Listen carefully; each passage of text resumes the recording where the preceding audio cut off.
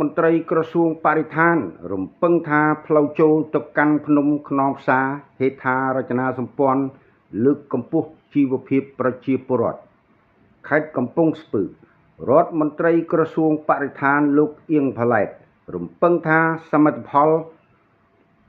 ផ្លូវចូលទៅកាន់ភ្នំខ្នងផ្សារនិងហេដ្ឋារចនាសម្ព័ន្ធចាំបាច់មួយចំនួនដែលបើកការដ្ឋានក្នុងថ្ងៃនេះ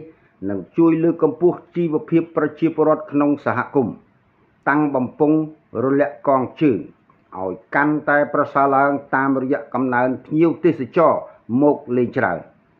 ការលើកឡើងដូចនេះក្នុងពិធីបើកការដ្ឋានសាងសង់ផ្លូវមួយខ្សែឡើងទៅកាន់ភ្នំខ្នងផ្សារ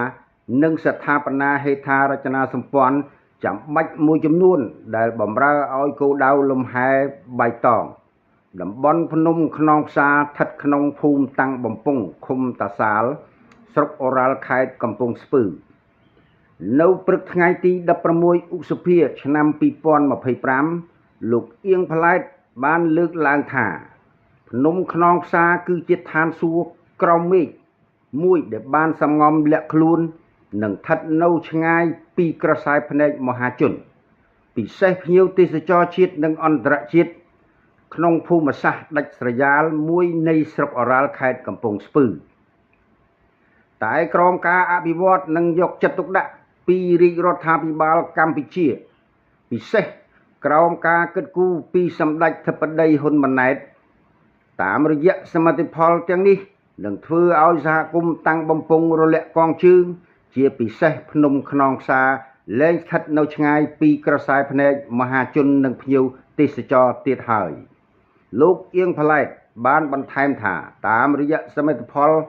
ផ្លូវមួយខ្សែនិងហេដ្ឋារចនាសម្ព័ន្ធសំខាន់មួយចំនួននេះនឹងក្លាយជាចំណងដៃថ្មី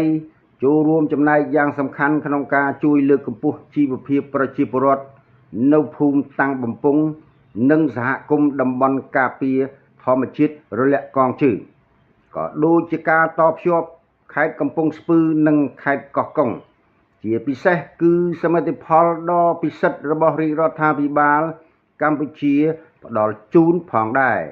លោករដ្ឋមន្ត្រីក្រសួងបរិស្ថានក៏បានបញ្ជាក់ផងថាការអភិវឌ្ឍតំបន់ព្រៃភ្នំដ៏មានសក្តានុពលនេះដើម្បីលើកកម្ពស់ជីវភាពរបស់ប្រជាសហគមន៍តាមរយៈបម្រើសេវាទេសចរគម្រោងអភិវឌ្ឍតំបន់ខ្នងផ្សារនិងជួយផ្សព្វផ្សាយអំពីការគាំទ្ររបស់រាជរដ្ឋាភិបាលនិងដៃគូពាក់ព័ន្ធ